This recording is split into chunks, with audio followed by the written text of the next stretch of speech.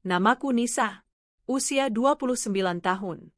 Dalam hidup, aku merasa telah memiliki hampir segalanya yang bisa diimpikan wanita seusia aku. Sebuah karir yang gemilang sebagai pemilik perusahaan distribusi bahan pangan terbesar di kotaku, keluarga yang tampak harmonis, serta sahabat yang selalu ada di sisiku sejak masa kuliah. Aku menikah dengan Arman 3 tahun lalu.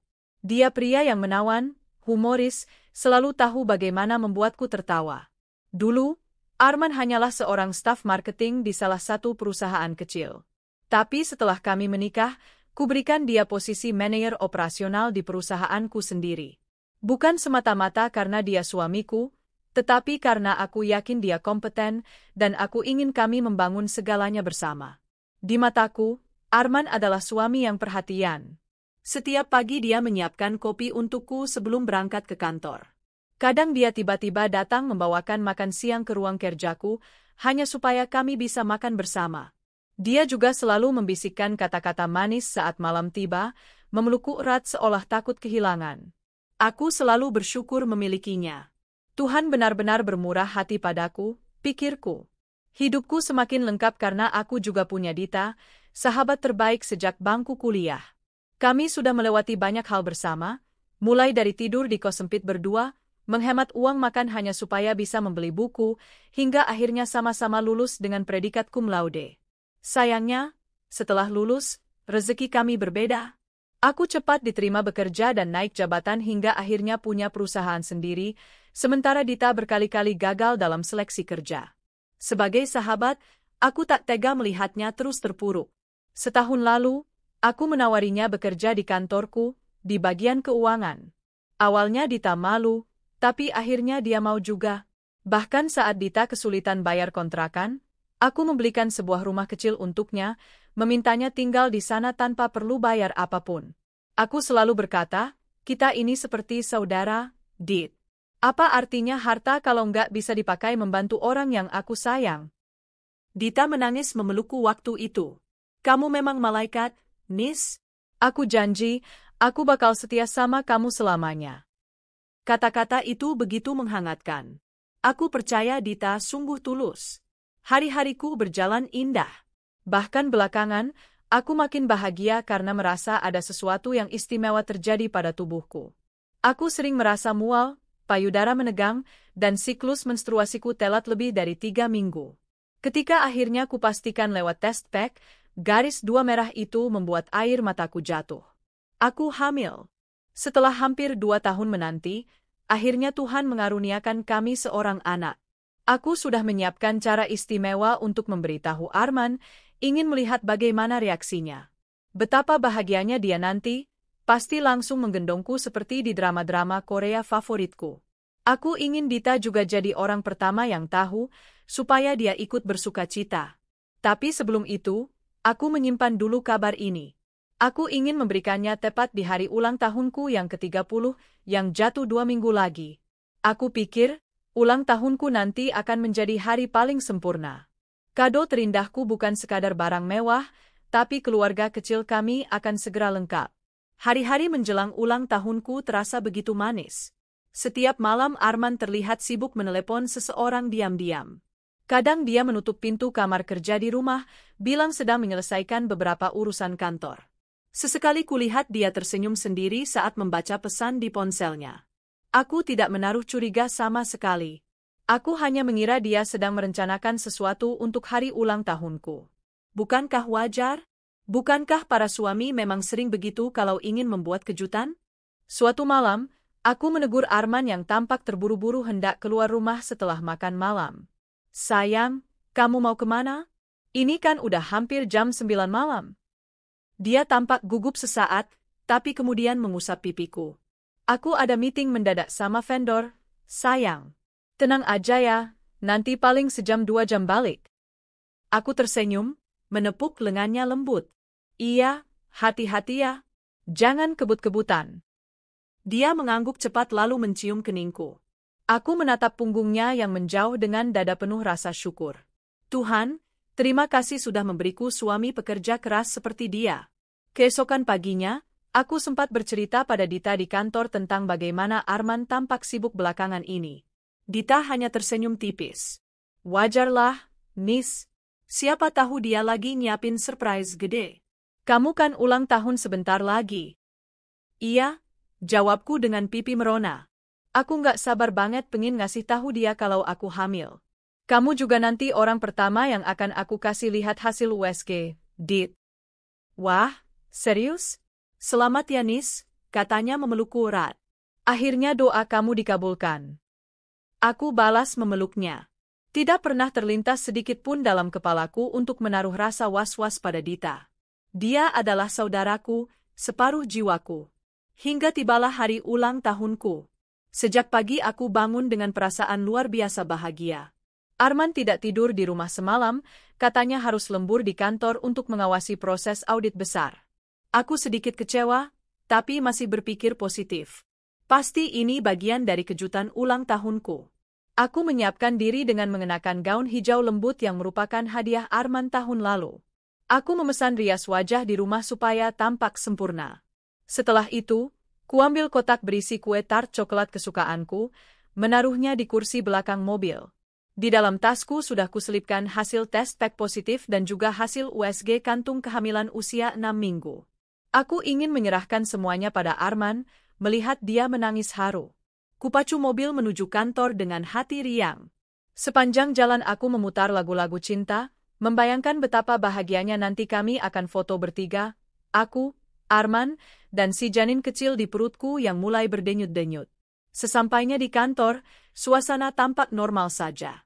Beberapa karyawan menunduk memberi salam saat aku lewat. Aku membalas senyum mereka, mencoba menahan debar jantung yang semakin cepat. Saat kubuka pintu lift, seorang cleaning service yang sudah lama bekerja padaku tampak menatapku dengan tatapan aneh. Seolah ingin mengatakan sesuatu tapi ragu. Aku hanya mengira dia malu atau takut menggangguku. Pagi Bu Nisa, gumamnya gugup. Pagi, Pak Darto, jawabku singkat sambil terus berjalan. Ketika pintu lift terbuka di lantai 7, lantai tempat ruang kerja Arman berada, aku sempat menenangkan napasku sejenak. Aku ingin penampilan ini sempurna. Kupastikan rambutku tak kusut, lipstik tidak melebar. Kemudian dengan hati-hati kubawa kue tart itu melangkah pelan menuju ruang manajer operasional. Saat kudorong pintu ruang Arman, kulihat lampunya menyala terang. Dari celah pintu terbuka, terdengar suara perempuan tertawa kecil, seperti menahan geli. Suara yang terdengar sangat familiar. Aku mengetuk pelan. Sayang, aku boleh masuk enggak? Aku bawa sesuatu nih. Tidak ada jawaban. Suara itu malah terdengar semakin jelas, disusul desah rendah yang membuat bulu kuduku meremang. Ada yang aneh. Dengan dada berdegup, kutarik napas panjang dan mendorong pintu lebih lebar. Dan disitulah dunia sempurnaku runtuh. Aku terdiam di ambang pintu, seolah tubuhku terpaku. Mataku memandang lurus ke dalam ruangan yang selama ini kuanggap saksi kerja keras Arman untuk membangun mimpi kami bersama. Namun hari ini, ruangan itu berubah menjadi mimpi buruk yang tak pernah kubayangkan, bahkan dalam bayangan terburuk sekalipun. Di atas sofa kulit coklat yang biasa kupakai untuk duduk menunggu Arman selesai meeting, kulihat Dita dalam keadaan tak mengenakan busana sehelai pun. Rambut panjangnya yang indah berantakan menutupi sebagian payudaranya. Tubuhnya sedang menungging, menggeliat di atas pangkuan Arman yang juga sama-sama telanjang. Nafas mereka memburu. Tangan Arman mencengkeram pinggul Dita dengan erat, sementara bibirnya mengecup bahu sahabatku itu rakus. Untuk beberapa detik yang terasa seperti seabad, aku tak bisa bergerak. Hanya suara detak jantungku yang menggema begitu keras di telinga, hampir menenggelamkan suara erangan mereka. Tanganku yang memegang kotak kue bergetar hebat, hingga akhirnya kue ulang tahunku terjatuh menghantam lantai. Kotaknya terbuka, kue cantik bertuliskan, "Happy Birthday My Love," yang tadi pagi kubeli dengan hati riang kini penyok, hancur berantakan, krim coklatnya melebar ke lantai. Suara jatuhnya kotak kue sontak membuat Arman dan Dita tersentak. Dita menoleh lebih dulu, matanya melebar, wajahnya langsung pucat seperti kehilangan darah. Arman hanya butuh 1 detik sebelum menoleh padaku, lalu melepaskan genggamannya pada tubuh Dita. Tapi semua sudah terlambat. Pandangan kami bertemu. Pandangan suamiku, lelaki yang selama ini tidur di ranjang yang sama denganku, lelaki yang setiap pagi mencium dahiku sebelum berangkat kerja. Mata itu kini menatapku penuh keterkejutan, ketakutan, atau barangkali rasa bersalah? Aku tidak tahu. Yang pasti, aku melihat sesuatu yang sangat asing di sana. Seakan lelaki itu bukan Arman yang kukenal. Aku ingin berteriak, ingin memaki, ingin menanyakan kenapa, ingin menampar wajah mereka berdua sampai tanganku berdarah. Tapi suaraku seperti hilang entah kemana. Tenggorokanku tercekat, hanya napas berat yang terdengar, dada terasa sempit seperti diremas paksa. Dita buru-buru meraih bajunya yang tergeletak di lantai, menutupi tubuhnya dengan gemetar. Nis, Aku mundur selangkah, lalu 2 langkah. Ruangan terasa berputar. Kepalaku berdenyut keras. Pandangan kabur. Seketika semuanya gelap. Aku terbangun di sebuah ruangan putih dengan bau obat yang menusuk hidung. Rasanya berat sekali membuka mata. Samar-samar kudengar suara mesin monitor berdetak pelan. Ketika kubuka mata sepenuhnya, kulihat infus menancap di tangan kiriku. Jantungku terasa ditusuk ketika kesadaran mulai kembali. Ingatan tentang Arman dan Dita menyerbu seperti badai. Aku menoleh, berharap ada seseorang di sana yang bisa kutanya. Ternyata di sisi ranjang berdiri dokter perempuan Parubaya. Dia tersenyum lembut saat melihatku sadar. Syukurlah Ibu Nisa sudah bangun. Ibu pingsan karena tekanan darah turun drastis akibat stres mendadak, katanya pelan.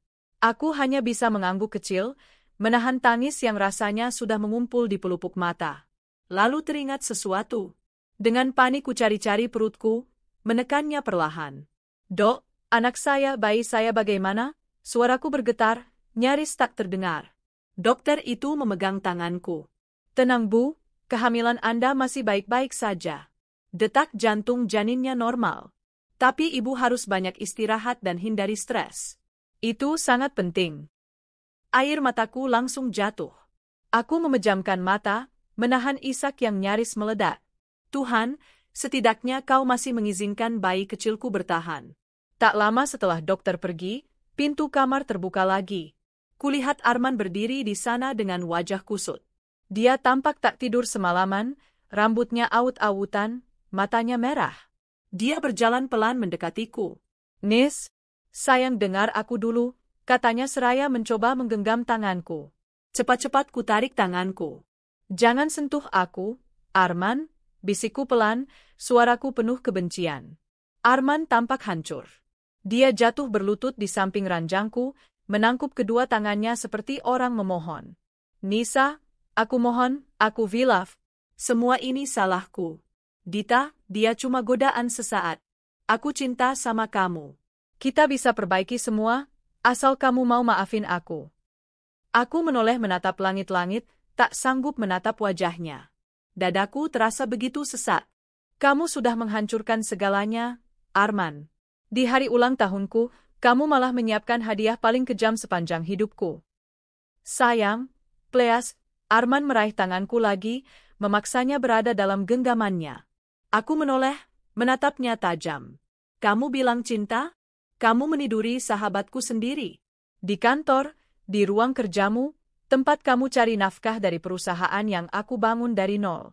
Kamu tahu apa rasanya melihat itu? Arman menangis, bahunya terguncang. Aku salah banget, Nis. Tapi aku nggak mau kehilangan kamu.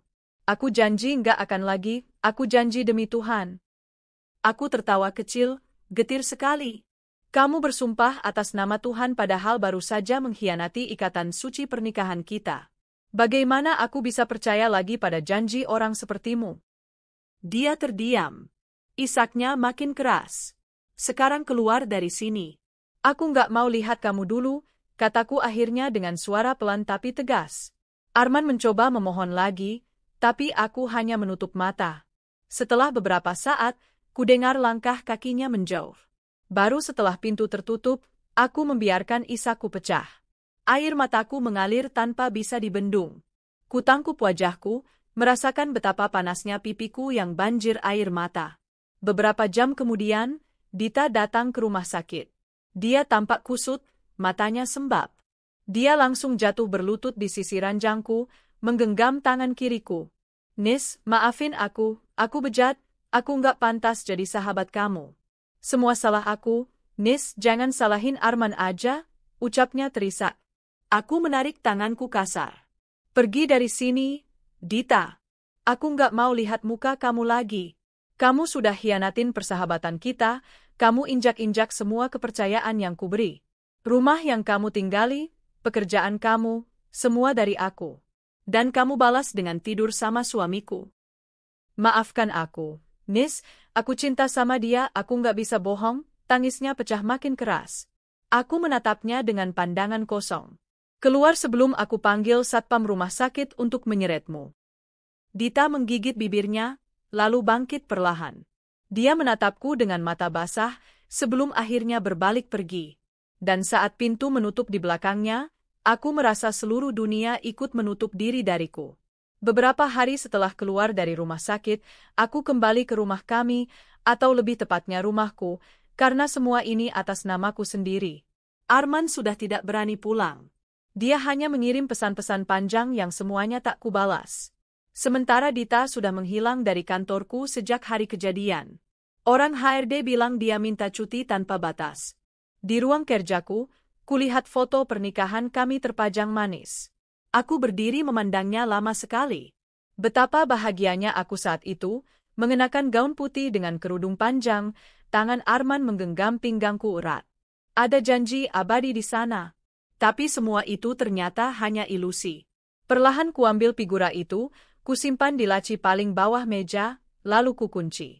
Aku tidak sanggup membuangnya, tapi juga tak sanggup terus melihatnya setiap hari. Malam harinya aku duduk di teras rumah sambil menatap langit.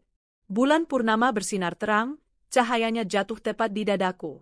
Kututup mata, mengusap perutku perlahan. Nak, kamu harus kuat ya di dalam sana. Mama janji akan melindungi kamu. Walaupun nanti kita cuma berdua, kita pasti bisa bahagia. Air mataku jatuh lagi, tapi kali ini rasanya lebih tenang. Seperti membersihkan luka yang sudah membusuk. Aku tahu, setelah ini aku akan bangkit. Dan mereka, Arman dan Dita, akan merasakan sendiri apa artinya kehilangan semua yang mereka anggap penting. Karena setelah hari ini, aku tidak akan lagi jadi Nisa yang lembut dan mudah percaya. Aku akan jadi Nisa yang siap menghancurkan siapa saja yang menghancurkan hidupku. Beberapa hari telah berlalu sejak aku menyaksikan sendiri pengkhianatan terburuk dalam hidupku. Luka itu masih terasa basah, perihnya menembus sampai tulang. Setiap kali kupejamkan mata, bayangan Dita dengan tubuh telanjangnya, menindih Arman, kembali muncul bagai mimpi buruk yang tak kunjung usai. Namun kini, tangisku telah berubah menjadi bara. Setiap tetes air mata yang jatuh seakan menyiramkan bensin ke dalam hatiku yang mulai membara. Aku tidak akan terus menangis. Tidak akan terus membiarkan diriku menjadi korban. Kali ini, akulah yang akan memegang kendali. Dan mereka berdua akan merasakan sendiri bagaimana rasanya dijatuhkan dari tempat tertinggi ke jurang paling gelap.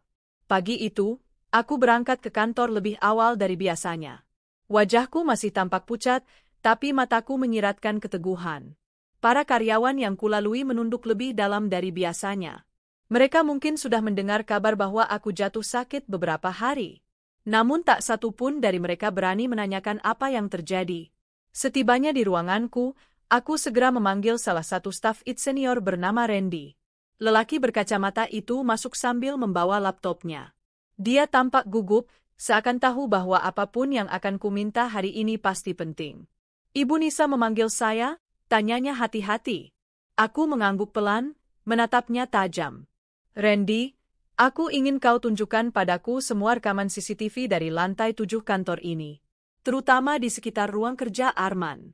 Rekaman seminggu terakhir, lengkap. Aku mau melihat semuanya. Wajah Randy langsung tegang. Baik Bu. Kalau boleh tahu, untuk keperluan, aku menahannya dengan anggukan tegas. Tak perlu kau tahu alasannya. Hanya lakukan saja. Dan pastikan tidak ada satupun orang lain yang tahu tentang ini. Kalau kau bisa jaga mulutmu, aku akan ingat jasamu baik-baik. Dia menelan ludah, lalu mengangguk cepat. Siap Bu. Saya akan langsung ambil rekamannya. Beberapa jam kemudian, Randy kembali dengan hard disk berisi semua rekaman. Tanganku gemetar saat menerima benda itu. Dengan susah payah kutahan rasa ingin muntah ketika membayangkan apa yang akan kulihat nanti. Sendirian di ruanganku, aku mulai membuka file demi file. Detik demi detik kulalui dengan napas yang berat. Dan benar saja, di salah satu video kulihat Arman masuk ruangannya bersama Dita pada malam hari, beberapa kali dalam minggu-minggu terakhir. Mereka bercumbu, berpelukan, lalu menutup tirai kaca. Meski tirai menutupi adegan selanjutnya, wajah mereka cukup jelas terlihat, penuh gairah, penuh dosa. Air mataku jatuh, tapi tak ada isakan. Hatiku telah terlalu letih untuk meraung. Yang kurasakan hanya satu, dendam yang mengerikan. Aku segera mengunci file-file itu dengan password khusus, lalu menyimpannya di folder rahasia. Keesokan harinya, aku memanggil Pak Arif, pengacara keluargaku yang sudah bertahun-tahun menangani urusan hukum perusahaan. Pak Arif adalah pria tua yang cerdas, teliti, dan sangat loyal padaku. Dia datang ke ruang kerjaku dengan setelan jas abu-abu. Duduk menunggu dengan tenang hingga aku selesai mengatur napasku. Ada apa, Bu Nisa? Nampaknya serius sekali. Aku meletakkan map berisi fotokopi perjanjian kerja Arman dan surat pinjam pakai rumah atas nama Dita. Pak Arif, saya ingin memproses pemecatan Arman dari perusahaan ini dengan dasar pelanggaran etika berat. Saya juga mau surat pengakhiran penggunaan rumah untuk Dita segera disiapkan. Keduanya harus keluar dari hidup saya secepatnya. Pak Arif menaikkan alisnya. Apakah ini berkaitan dengan isu yang saya dengar mengenai Pak Arman dan Bu Dita? Aku menatapnya tajam, lalu mengangguk. Lebih buruk dari yang Bapak dengar. Saya punya semua bukti CCTV, bahkan saksi cleaning service yang beberapa kali melihat mereka bermesraan. Lengkap? Pak Arif menghela napas berat. Saya turut prihatin, Bu. Baiklah, saya akan siapkan surat-suratnya segera. Untuk kasus Arman, kita akan keluarkan dia dengan PHK tidak hormat karena melanggar etika kerja di lingkungan kantor. Sementara untuk Dita, surat pemutusan hak menempati rumah bisa dilayangkan paling lambat minggu ini. Aku menghembuskan napas lega meski hati tetap terasa hampa. Bagus. Saya ingin mereka berdua rasakan sendiri bagaimana rasanya kehilangan. Mereka harus mulai dari nol, tanpa fasilitas, tanpa kenyamanan, tanpa uluran tangan saya lagi. Pak Arif menatapku penuh rasa iba. Saya tahu ini tidak mudah untuk Ibu. Tapi Ibu melakukan langkah yang benar. Aku menegakkan bahu. Tidak ada lagi belas kasihan, Pak Arif. Mereka sudah memilih jalannya sendiri. Beberapa hari setelah semua surat siap, aku mengatur jadwal rapat mendadak dengan jajaran direksi dan seluruh manajer, termasuk Arman yang belum tahu apa-apa. Ruang rapat penuh. Suasana hening, banyak yang terlihat bingung karena tidak ada agenda terjadwal. Arman duduk di ujung meja panjang, menatapku dengan gugup. Dia belum pernah kulihat setegang itu.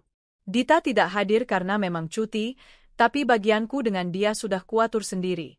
Aku berdiri, menatap semua orang satu persatu. Lalu suara tegas meluncur dari bibirku. Terima kasih sudah hadir mendadak di sini. Saya memanggil rapat ini karena ada isu serius yang menyangkut kredibilitas perusahaan kita. Ruangan langsung sunyi. Arman menelan ludah, tangannya menggenggam lengan kursi.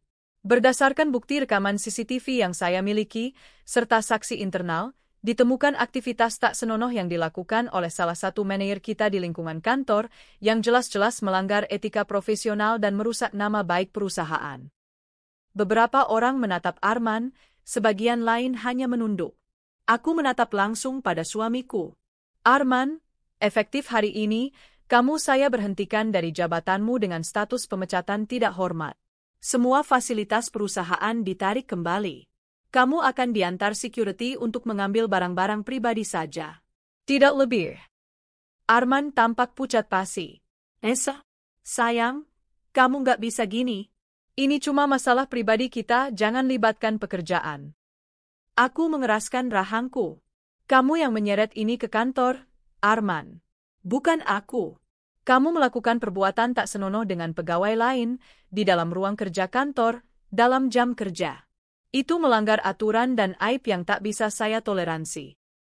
Arman bangkit, hampir menubruk meja. Tolong Nis, jangan begini, aku mohon, aku butuh pekerjaan ini. Dua satpam kantor sudah menunggu di pintu. Antarkan Pak Arman ke ruangan HRD untuk menyelesaikan administrasi terakhir. Setelah itu pastikan dia meninggalkan gedung ini dengan baik-baik. Satpam mengangguk lalu mendekat. Arman tampak hendak memberontak, tapi akhirnya pasrah. Dengan langkah gontai, dia mengikuti kedua satpam itu keluar. Begitu pintu tertutup, kulihat beberapa kolega menundukkan kepala, sebagian tampak iba padanya, tapi tak ada yang berani berkata apa-apa. Semua paham, ini konsekuensi serius. Sore harinya aku sendiri yang mengantarkan surat penghentian hak tinggal ke rumah Dita, rumah yang dulu kubeli untuknya karena tak tega melihat dia menumpang sana-sini. Hari ini, semuanya berakhir. Dita membuka pintu dengan wajah panik saat melihatku berdiri di teras. Nisa, kamu kesini. Aku menyerahkan amplop berisi surat. Mulai bulan depan, kamu harus tinggalkan rumah ini. Kamu sudah kehilangan hak tinggal. Saya beri waktu 30 hari untuk beres-beres. Matanya langsung berkaca-kaca. Nis, jangan. Aku nggak punya siapa-siapa lagi. Aku salah, aku hilaf. Jangan tendang aku keluar. Aku memandangnya dingin. Dulu kamu bilang akan setia sama aku selamanya. Ternyata kesetiaan kamu berakhir di ranjang suamiku. Jadi sekarang selesaikan sendiri hidupmu. Jangan pernah hubungi aku lagi. Aku berbalik, menuruni anak tangga pelan-pelan. Setiap langkah terasa ringan. Meski hatiku masih nyeri, ada rasa lega yang perlahan muncul. Ini baru awal. Mereka belum merasakan seluruh akibat dari perbuatan mereka. Dan aku akan memastikan mereka merasakannya sedikit demi sedikit. Malamnya aku duduk sendirian di kamar. Kupegang perutku, mengusapnya perlahan. Lihat ya, nak. Mama mungkin kelihatan kejam. Tapi Mama melakukan ini supaya kita aman. Supaya kamu lahir ke dunia tanpa harus terjebak dalam kebohongan. Dan Mama janji, setelah semua ini selesai, kita akan memulai hidup baru, hanya berdua. Air mataku jatuh lagi. Tapi kali ini bukan karena hancur. Ini adalah air mata seorang wanita yang telah memilih berdiri tegak meski diterpa badai. Aku tahu jalanku tidak akan mudah. Tapi demi anakku, dan demi harga diriku sendiri, aku akan terus melangkah. Dan mereka yang pernah mengkhianatiku akan belajar arti kehilangan dalam cara paling pedih yang pernah ada. Sejak malam itu, aku menjadi pribadi yang tak lagi sama. Seseorang yang mungkin dulu akan kau sebut kejam, dendam, bahkan tak punya hati. Tapi siapa yang peduli? Hatiku sudah lebih dulu diinjak-injak oleh orang-orang yang paling kupercaya. Apa gunanya menjaga kelembutan hati untuk mereka yang tak segan menusuk dari belakang? Aku memulai langkahku dengan sangat hati-hati. Karena kalau ingin menghancurkan mereka, aku tak mau setengah-setengah. Mereka harus benar-benar jatuh, merasakan sakitnya kehilangan sebagaimana dulu aku terhempas. Pagi-pagi sekali, aku memanggil bagian keuangan perusahaan ke ruang kerjaku. Lisa, kepala finance, datang dengan wajah was-was. Dia pasti mengira akan ditegur karena sesuatu. Lisa, duduklah, kataku sambil menatap laptop di depanku. Dia duduk, meremas jemari gugup. Ada yang bisa saya bantu, Bu? Aku membuka berkas-berkas. Aku ingin kau menyiapkan penutupan seluruh akses Arman ke rekening perusahaan. Semua kartu kredit atas nama dia yang ditanggung kantor, tutup hari ini juga. Termasuk fasilitas mobil dinas. Kita tarik semuanya. Juga pastikan klaim asuransi kesehatannya dihentikan. Lisa meneguk air liur. Baik, Bu. Akan saya kerjakan hari ini. Aku menatap matanya lurus-lurus. Dan ini penting, Lisa. Jangan beri 1 sen pun pesangon ke dia. Kita berhentikan dengan PHK tidak hormat. Semua prosedur sudah aman, sudah kuurus dengan Pak Arif. Kalau Arman protes, arahkan dia ke pengacara saya. Jangan pernah layani permintaan dia langsung. Lisa mengangguk. Saya mengerti, Bu. Saya akan pastikan dia tak bisa lagi mengakses dana perusahaan. Selesai dari Lisa, aku menelpon asisten pribadiku, Vina. Aku mau kau urus penarikan mobil kantor dari rumah Arman. Bawa security untuk jaga-jaga. Ambil hari ini juga. Pastikan dia hanya boleh ambil barang pribadi. Tidak lebih. Vina mengiyakan dengan suara pelan, tampak syok. Mungkin dia ikut iba pada Arman. Tapi ini urusan prinsip. Dan aku tak butuh rasa kasihan lagi. 2 hari kemudian, laporan sudah datang. Mobil sedan hitam kesayangan Arman kini terparkir di basement kantor, sudah diambil paksa dari garasi rumah kontrakan kecil yang kini ditinggali Arman sejak terusir dari rumahku. Kartu kredit perusahaan diblokir total. Asuransi kesehatannya sudah tak aktif. Aku hanya menatap laporan itu sambil menghela napas. Ada rasa puas, tapi juga getir. Ini lelaki yang dulu menjemputku dengan mobil ini saat kami pertama pacaran, mengajakku makan malam romantis.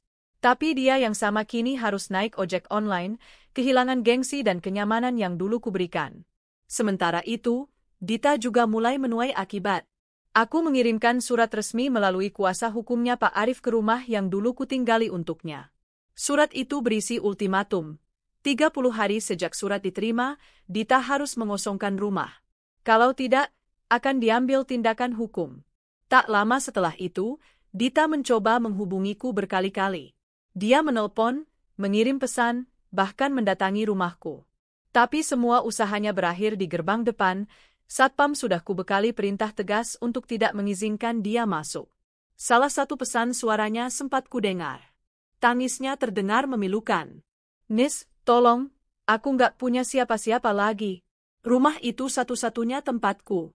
Aku janji nggak akan ganggu kamu lagi, asalkan jangan ambil rumah itu. Aku mohon." Aku hanya mematikan pesan itu. Tidak mau mendengar lebih lama.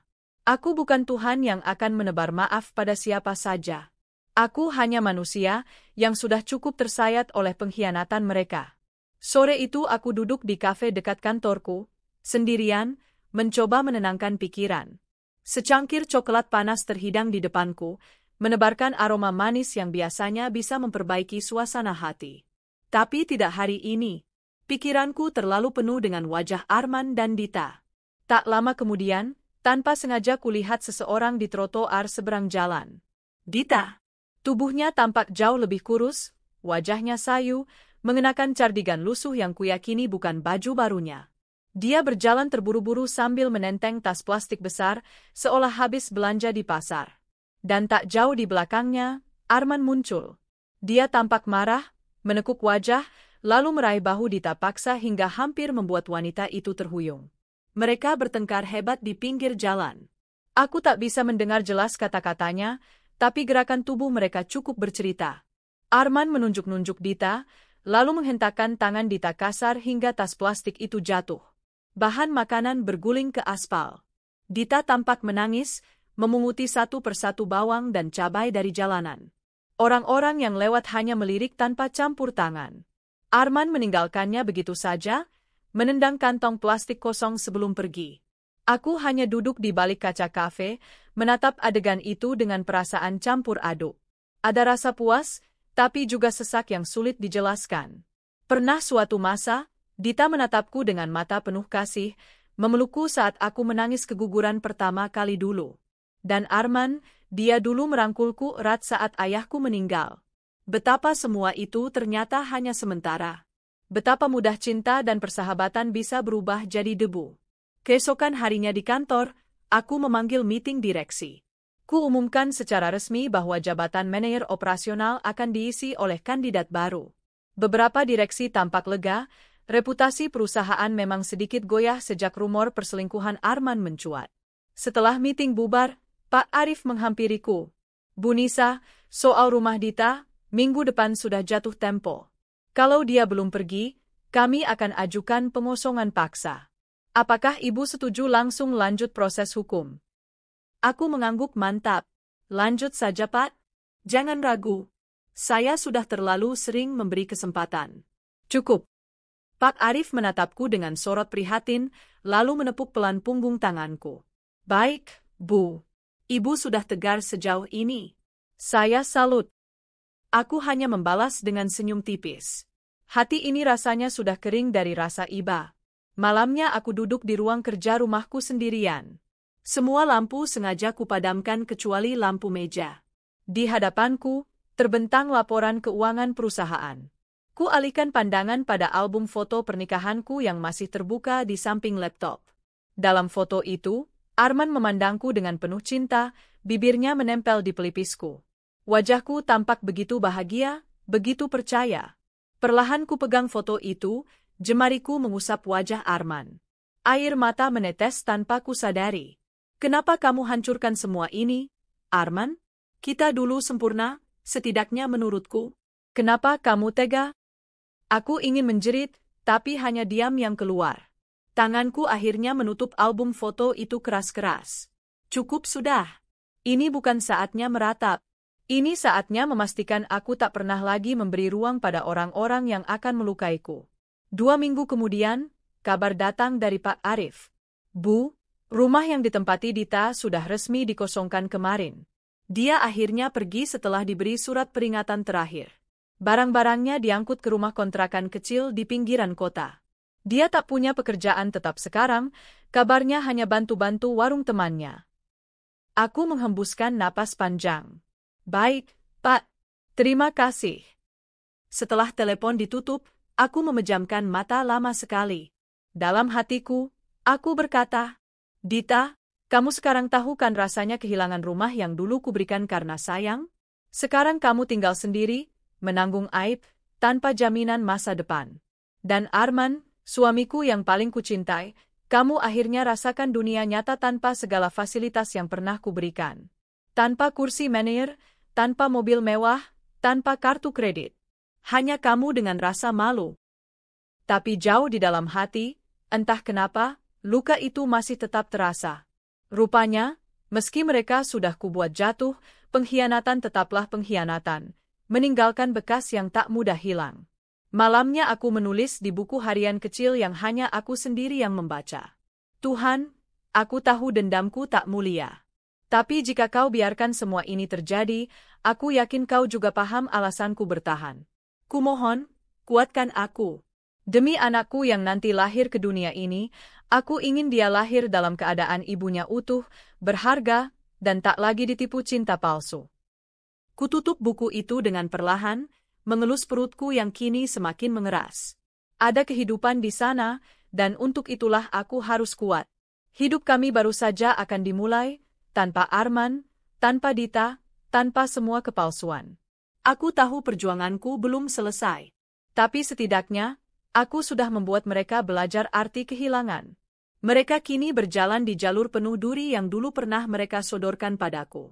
Dan untuk itu, aku tidak menyesal sedikit pun. Bulan-bulan berlalu setelah semua keputusan kejam tapi adil itu kujalankan. Hidupku perlahan mulai stabil, meski tetap ada luka yang tak akan pernah benar-benar hilang. Tapi luka itu kini kututup dengan lapisan baja. Aku tak mau lagi terlihat rapuh. Kehamilanku juga memasuki usia 6 bulan. Perutku membuncit, setiap gerakan kecil di sana menjadi semacam pengingat bahwa aku masih memiliki alasan terbesar untuk bertahan. Anakku adalah cahaya di tengah gelap yang pernah menelanku. Namun walau kehidupanku perlahan menemukan ritmenya, kabar tentang Arman dan Dita terus sampai padaku. Entah lewat pegawai kantor yang masih bersimpati padaku, atau bahkan Pak Arif yang kadang memberi laporan perkembangan. Awalnya aku tak ingin tahu, tapi diam-diam hatiku menuntut cerita itu.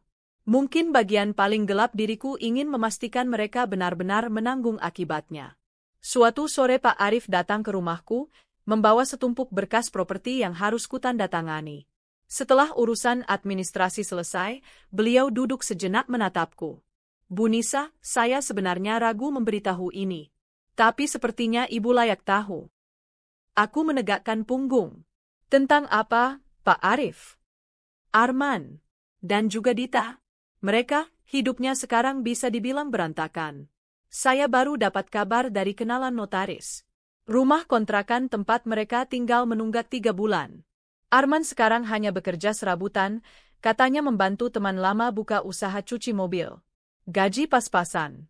Sementara Dita, setelah rumahnya diambil, sempat menumpang ke rumah seorang kenalan di pinggir kota, tapi katanya sekarang malah sering bertengkar dengan si pemilik rumah.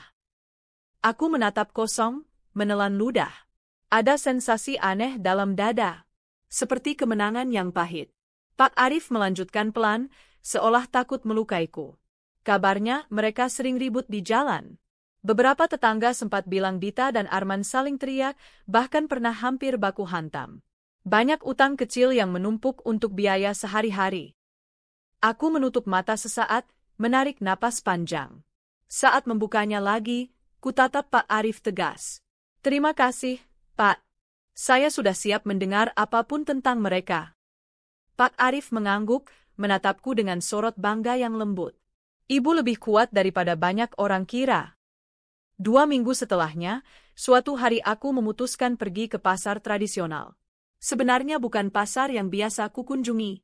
Aku memilih pasar itu hanya karena ingin membeli beberapa kain batik dari pedagang lokal. Entah bagaimana, takdir mempertemukanku lagi dengan mereka, Arman dan Dita, di sana. Aku baru saja selesai memilih batik ketika mendengar suara ribut tak jauh dariku. Suara wanita melengking disusul bentakan kasar laki-laki. Dasar kamu. Kamu kira gampang cari duit? Tiap hari nagih duit, tapi kamu ngapain? Cuma ngerepotin. Aku juga capek, men. Aku tinggal sama kamu karena kamu janji nikahin aku. Sekarang malah begini. Aku menoleh, hatiku langsung mencelos.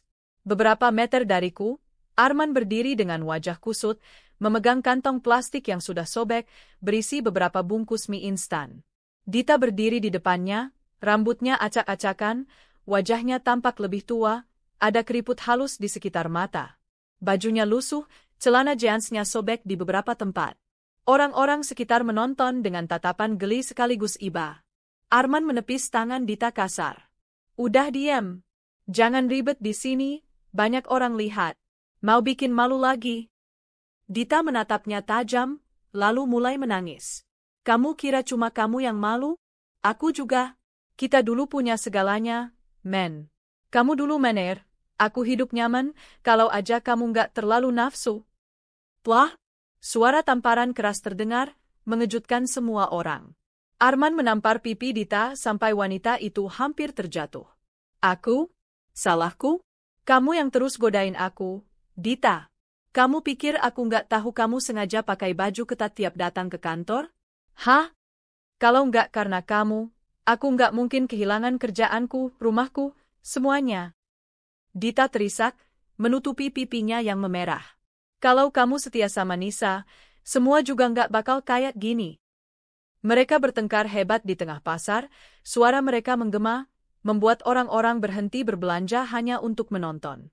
Ada yang merekam dengan ponsel. Aku hanya berdiri di sudut, sebagian diriku ingin lari menjauh, tapi entah kenapa kaki ini tak mau bergerak.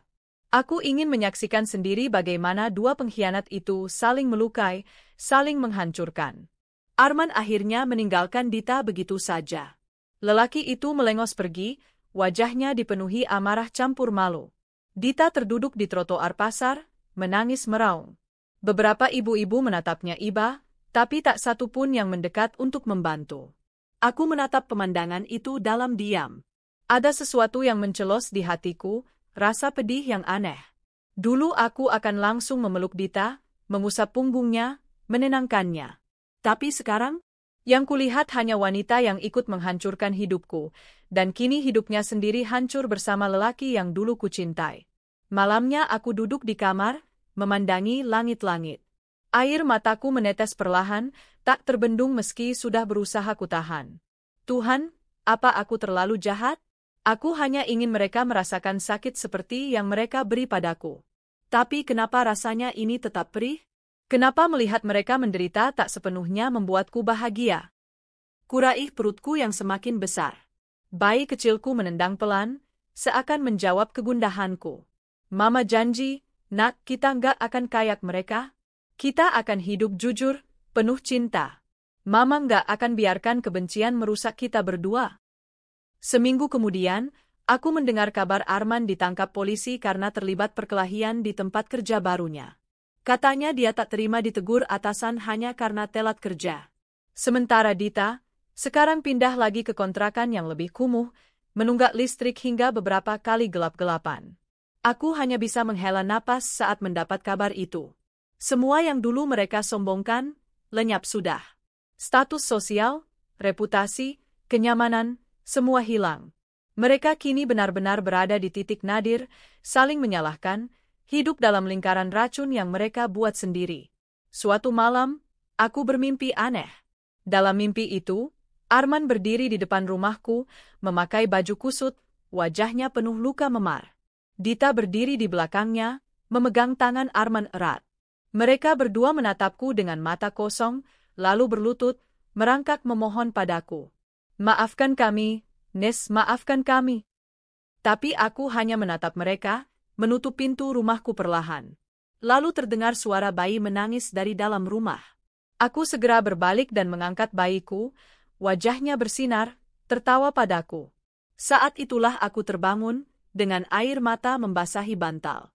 Aku menyentuh perutku, membisik, "Kamu hadiah paling indah dari Tuhan. Lebih indah dari apapun yang pernah Mama punya." Keesokan harinya aku berdiri di balkon rumah, memandang kota yang mulai ramai di bawah sana. Angin berhembus sepau, membawa wangi bunga Kamboja dari taman kecilku. Dalam hati aku berbisik, "Arman, Dita, semoga kalian belajar dari semua ini. Semoga kalian paham apa arti kesetiaan, kepercayaan, dan kehormatan. Aku tak menyesal membuat kalian jatuh. Karena kalau kalian tak pernah jatuh, kalian tak akan pernah mengerti seberapa dalam luka yang kalian beri padaku." Aku menutup mata, membiarkan angin menampar wajahku lembut. Perlahan, aku merasa semakin ringan.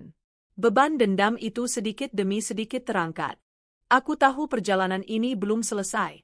Tapi aku juga tahu, dengan anakku nanti, aku akan memulai bab baru, jauh dari pengkhianatan, jauh dari racun masa lalu. Dan untuk pertama kalinya setelah sekian lama, aku bisa menghela napas lega, karena akhirnya, hanya ada aku dan bayi kecilku dalam hidup yang benar-benar milik kami sendiri. Waktu berjalan cepat. Tanpa terasa, usia kehamilanku telah menginjak bulan ke-8. Perutku semakin besar, gerakan si kecil semakin sering. Setiap kali dia menendang, hatiku dipenuhi rasa haru, juga rasa takut. Malam-malamku belakangan ini kembali dipenuhi mimpi buruk. Aku sering terbangun dengan napas memburu, tubuh basah oleh keringat dingin. Dalam mimpi-mimpi itu, aku melihat Arman berdiri di ambang pintu ruang bersalin.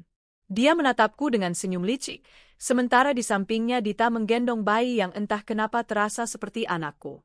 Aku berteriak meminta anakku dikembalikan, tapi suara itu hilang di telan gelap. Dan ketika terbangun, aku selalu memeluk perutku erat-erat, memastikan bayi dalam kandunganku masih bergerak, masih hidup, masih menjadi milikku sepenuhnya. Suatu pagi, saat sedang duduk di kursi malas di taman rumah, Vina, asisten pribadiku, datang dengan wajah cemas. Dia membawa secarik koran lokal yang tampak sudah kusut. "Bu, maaf, saya nggak sengaja lihat ini, tapi saya rasa ibu perlu tahu."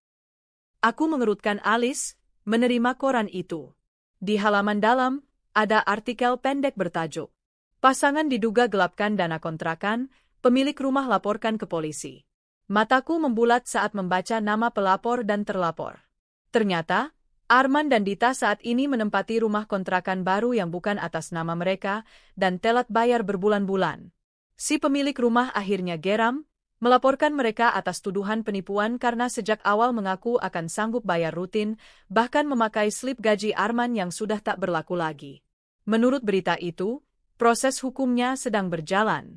Arman kabarnya sempat diamankan ke kantor polisi untuk klarifikasi. Dita terlihat menangis di foto yang diambil wartawan lokal, tampak lusuh dengan sandal jepit bolong. Aku menutup koran itu perlahan, menahan napas. Vina menatapku khawatir. "Kalau ibu mau, saya bisa pastikan gak ada lagi berita tentang mereka yang masuk ke sini." Aku menggeleng pelan. "Nggak usah, Vin. Biar saja. Bagaimanapun, ini pelajaran juga untukku. Supaya selalu ingat siapa mereka sebenarnya." Hari-hari menjelang kelahiran makin sulit. Tubuhku cepat lelah, kaki bengkak, punggung nyeri. Tapi rasa cemas justru lebih menyiksa. Setiap malam, aku membayangkan skenario paling buruk. Bagaimana kalau aku mati saat melahirkan? Bagaimana kalau bayi ini terlahir dengan masalah karena terlalu sering aku stres? Kadang, tanpa sadar, aku memegangi foto USG terakhir yang kutempel di cermin meja rias, lalu menangis pelan. "Nak, maaf kalau Mama terlalu sering takut. Maaf kalau Mama nggak sekuat yang kamu kira." Tapi Mama janji akan tetap berjuang demi kamu. Suatu hari, saat kontrol ke dokter kandungan, Bu Dokter Rahayu menatapku lama setelah memeriksa denyut jantung janin. Bagaimana keadaan psikologis ibu akhir-akhir ini? Masih sering gelisah atau bermimpi buruk? Tanyanya lembut. Aku menunduk. Masih, Dok. Rasanya bayangan pengkhianatan itu nggak hilang. Saya takut kalau nanti anak saya juga akan kehilangan kasih sayang seperti saya kehilangan rasa percaya pada cinta. Dokter menepuk bahuku. Itu wajar, Bu. Trauma tidak bisa hilang sekejap. Tapi fokuslah pada hal-hal yang membuat ibu bersyukur. Setiap kali merasa takut, pegang perut ibu, rasakan bayi ibu menendang. Itu pertanda dia sehat, dia ada di sini bersama ibu. Jangan biarkan masa lalu terus merampas kebahagiaan yang bisa ibu bangun dengan si kecil nanti. Air mataku menetes. Terima kasih, Dok. Dan kalau boleh saya bilang, sambung dokter dengan senyum, ibu sudah luar biasa kuat. Banyak perempuan yang mungkin sudah hancur dalam situasi seperti ibu. Aku hanya menangguk, menelan haru yang menggenang di tenggorokan. Di rumah, aku mulai menyiapkan kamar bayi. Catnya kupilih warna lembut, hijau mint, supaya netral. Di sudut kamar ada boks bayi kayu yang dipesan khusus. Setiap hari aku membersihkannya, menata selimut, menyusun baju-baju kecil. Kadang Vina masuk diam-diam, memperhatikanku membereskan mainan gantung di atas boks. Bu Nisa, katanya hati-hati. Ibu yakin gak mau ditemani mama atau adik ibu? Mereka pasti mau datang kalau ibu mau.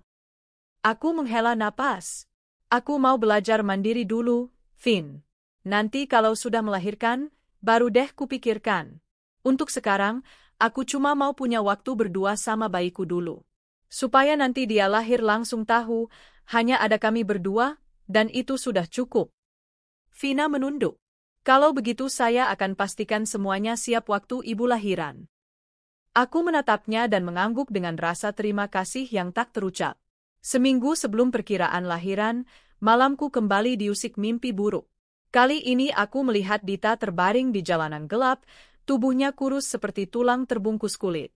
Dia menatapku dengan mata cekung yang kosong, mulutnya bergerak-gerak memanggil namaku, seolah meminta pertolongan. Lalu Arman muncul dari belakang, menyeret Dita dengan paksa, menatapku penuh kebencian. Aku terbangun dengan teriakan kecil, jantungku berdebar kencang. Keringat mengalir di pelipis, aku memeluk perutku cepat-cepat. Nak, nggak ada siapa-siapa. Mama di sini. Kita aman. Nggak ada yang bisa nyakitin kita lagi. Air mata kembali mengalir. Untuk kesekian kalinya, aku merasa betapa sulit benar membunuh rasa takut. Pengkhianatan itu seperti hantu yang menempel di punggungku, terus membisiki bahwa semua orang bisa pergi, semua orang bisa menusuk saat aku paling lemah. Esok paginya, Pak Arif datang ke rumah tanpa pemberitahuan. Dia tampak gelisah, menatapku lama sebelum akhirnya bicara. Bu Nisa, saya baru dapat kabar. Arman ditahan polisi lagi. Kali ini karena kasus penggelapan uang pelanggan di tempat dia kerja cuci mobil. Katanya dia pakai uang setoran buat bayar utang-utang pribadi. Aku terdiam. Rasanya tak ada lagi yang bisa membuatku kaget tentang Arman. Pak Arif melanjutkan, sementara Dita kabarnya pindah ke rumah kos sangat kecil di daerah pinggir kota. Dia sakit-sakitan, sering bolak-balik klinik. Bahkan sempat terlihat mengamen sama seorang temannya buat nutup biaya hidup. Aku menutup mulut dengan telapak tangan. Bukan karena terkejut, tapi lebih pada rasa getir yang tak bisa dijelaskan. Di satu sisi, hatiku merasa mereka pantas menerima semua akibat. Tapi di sisi lain, luka masa lalu membuatku tetap berharap mereka bisa berhenti saling menghancurkan. Pak Arif menatapku lembut. Ibu, ini semua konsekuensi dari pilihan mereka. Jangan ibu salahkan diri sendiri. Justru ibu harus bangga, karena tak terpeleset seperti mereka. Aku menarik napas dalam, menatap beliau dengan mata berkaca-kaca. Pak Arif, terima kasih. Saya benar-benar beruntung punya Bapak sebagai orang kepercayaan. Pak Arif hanya menepuk pundakku pelan. Jaga diri baik-baik, Bu. Fokus ke bayi ibu. Itu yang terpenting sekarang. Malam menjelang kelahiran, aku berdiri di depan cermin, memandangi bayangan diriku yang sudah berubah. Tubuhku jauh dari ramping, wajahku letih, tapi ada pancaran tegar yang berbeda. Aku mengusap perutku perlahan. Nak, sebentar lagi kita ketemu, ya. Kamu akan jadi alasanku untuk terus maju. Mama nggak janji akan selalu kuat, tapi Mama janji nggak akan pernah ninggalin kamu. Kita hanya punya satu sama lain. Entah kenapa, tiba-tiba aku teringat saat-saat awal pernikahan dengan Arman. Malam pertama kami di villa kecil di Bandung, dia memelukku erat dan berjanji akan selalu melindungiku.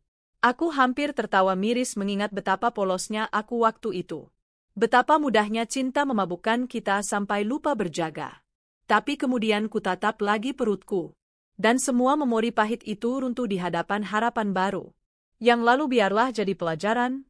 Nak, Mama tak akan menoleh ke belakang lagi. Hidup kita akan dimulai dari sini, bersama-sama. Dalam hati, aku memaafkan diriku sendiri. Memaafkan karena dulu terlalu percaya. Memaafkan karena dulu terlalu cinta. Dan memaafkan semua ketakutanku yang kadang membuatku ingin menyerah. Aku memejamkan mata lama sekali, membiarkan air mata mengalir bukan lagi karena luka, melainkan karena lega. Aku sudah melampaui badai paling besar dalam hidupku. Dan setelah ini, tak akan ada yang bisa merusak dunia kecilku lagi. Aku dan anakku akan membangun cerita baru. Bebas dari bayang-bayang Arman, dari kebusukan Dita, dari semua pengkhianatan yang dulu menodai hidupku. Dan jika suatu hari takdir mempertemukan kami lagi, aku akan mampu berdiri tegak, menatap mereka tanpa dendam, hanya rasa iba, karena akhirnya aku mengerti. Orang yang saling mengkhianati satu sama lain pasti akan binasa oleh tangan mereka sendiri.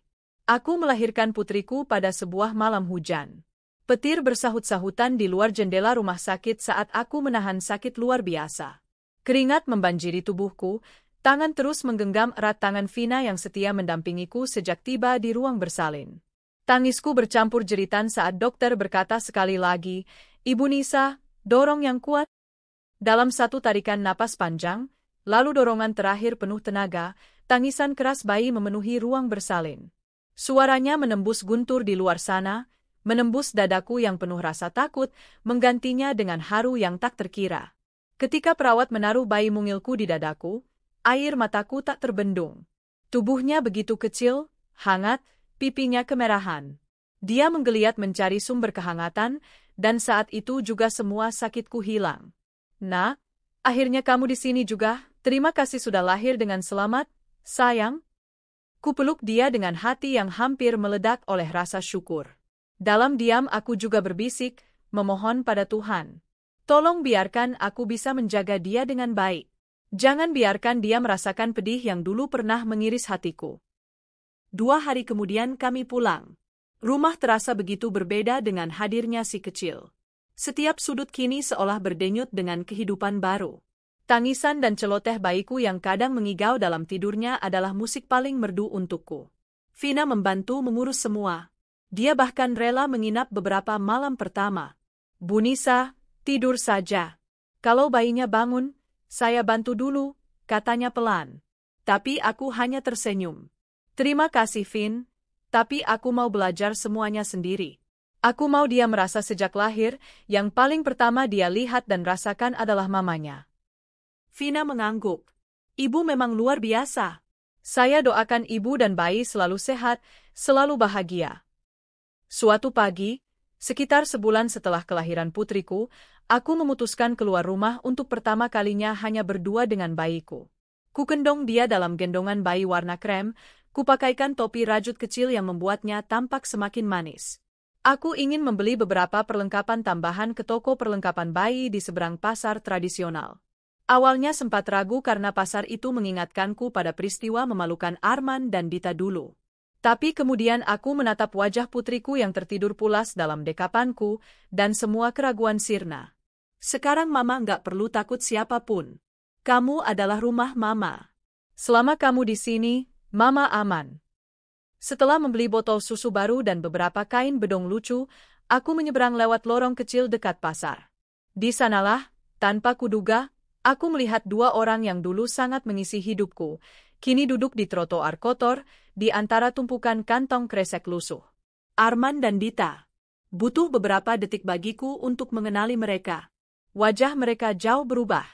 Arman tampak lebih kurus, kulitnya menggelap terbakar matahari, kumis dan jenggot tumbuh tak terurus. Bajunya kusam, bercak lumpur di mana-mana. Dia duduk bersandar ke tembok, menunduk, matanya kosong memandang tanah. Sementara Dita duduk beberapa langkah darinya. Rambutnya kusut panjang tak terurus, kulitnya pucat. Dia tampak menggigil meski hari lumayan panas, sesekali menarik selimut tipis ke bahunya yang tulang-tulangnya menonjol. Di depannya ada sebuah plastik berisi potongan roti basi. Aku berhenti melangkah. Lututku terasa lemas. Bayiku bergerak kecil dalam gendongan, seolah mengingatkanku untuk tetap berdiri tegak. Saat itu Dita mengangkat wajah. Mata kami bertemu. Mata yang dulu memandangku dengan sayang sebagai sahabat, kini memandangku seakan penuh permohonan. Dia membuka mulutnya, suara serak nyaris tak terdengar. Nisa tunggu, tolong. Hatiku seakan diremas. Kenangan bertahun-tahun menyeruak, bagaimana dulu kami tertawa bersama saat kuliah, saling curhat soal cinta, dia menemaniku waktu keguguran pertama. Tapi secepat itu juga, bayangan malam ulang tahunku datang. Saat kulihat dia tanpa busana, tubuhnya menindih suamiku di ranjang kantor, menatapku dengan mata membesar ketakutan, padahal saat itu dia tak memikirkan perasaanku sama sekali. Arman juga perlahan mengangkat kepala. Matanya merah, seperti habis menangis berhari-hari. Tangannya gemetar meraih udara, seakan ingin memohon sesuatu padaku. Aku menelan air liur, memperat dekap pada bayiku. Maafkan aku, tapi aku tak bisa lagi ada di dunia kalian. Aku sudah memilih jalanku. Tanpa mengucapkan sepatah kata, aku membalik badan. Langkahku goyah, tapi aku paksa terus maju. Bayiku menggeliat, matanya sedikit terbuka, menatapku dengan pandangan polos yang tak menilai apapun. Seketika hatiku menguat, aku mencium keningnya dalam-dalam, lalu melanjutkan berjalan tanpa menoleh lagi. Di mobil, aku menangis terisak. Semua perasaan campur aduk, iba, sedih, marah, dan lega. Aku tak menyangka akan melihat mereka sejatuh itu. Dalam benakku pernah terbersit keinginan membuat mereka menderita, tapi ternyata menyaksikan sendiri penderitaan itu juga menorehkan luka baru di hatiku. Tuhan, tolong beri mereka kesempatan berubah. Meski mereka pernah hancurkan hidupku, aku tak mau mereka terus tersiksa. Tapi untuk kami, untuk aku dan bayiku, tolong cukupkan penderitaan kami di sini. Hari-hari berikutnya kuisi dengan menata ulang hidup. Rumah menjadi lebih ceria sejak si kecil belajar mengoceh. Suaranya yang belum jelas membentuk kata membuatku tertawa setiap hari. Dia sering memegangi wajahku dengan tangan mungilnya, seolah memastikan aku selalu menatapnya. Vina kadang menangkap momen itu dan berkata, "Bu Nisa, lihat tuh, dia mirip sekali sama ibu." Aku hanya tersenyum, air mata kadang menitik tanpa ku minta. Tapi itu air mata lega, bukan lagi luka lama yang menetes.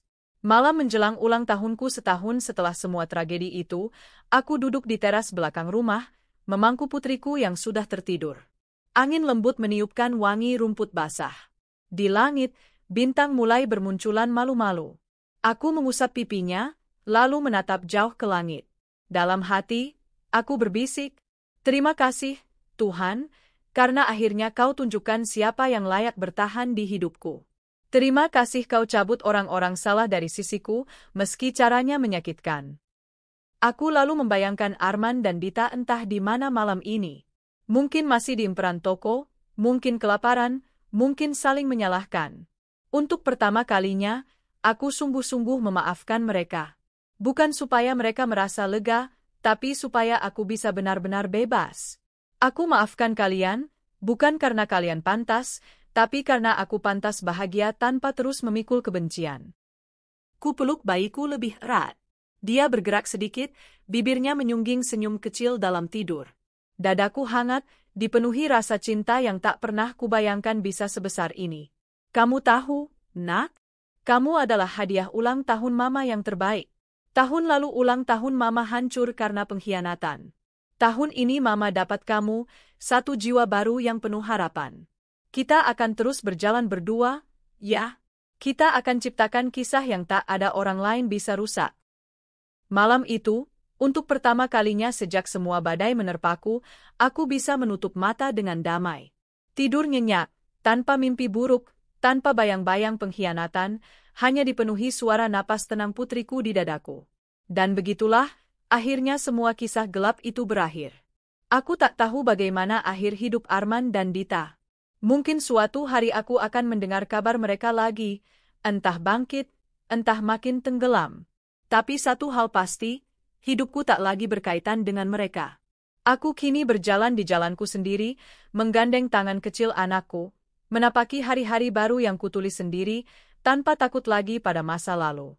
Karena sekarang, aku akhirnya benar-benar merdeka.